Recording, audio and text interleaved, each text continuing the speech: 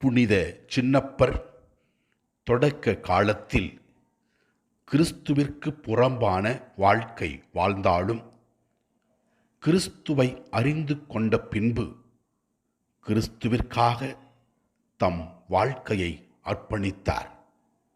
அவர் பிலிப்பியருக்கு எழுதிய திருமுகத்திலே 4ஆம் அதிகாரத்திலே 13ஆம் இறை வசனத்திலே இவ்வாறு கூறுகின்றார்: எனக்கு வலுவூட்டுகிறவரின் துணை கொண்டு எதையும் செய்ய எனக்கு ஆற்றல் உண்டு என்று.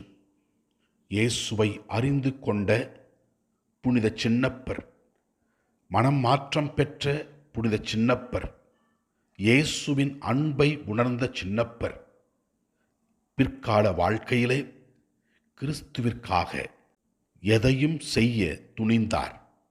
அதனால் அவரால் ஆண்டவருக்காக எல்லாவற்றையும் செய்ய முடிந்தது.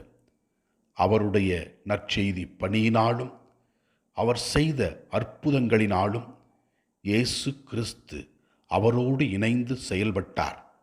நாமும் கிறிஸ்துவின் வார்த்தையிலும் கிறிஸ்துவின் ஆற்றலிலும் கிறிஸ்துவின் வாழ்விலும் அவரது பெயரிலும் நம்பிக்கை வைப்போம்.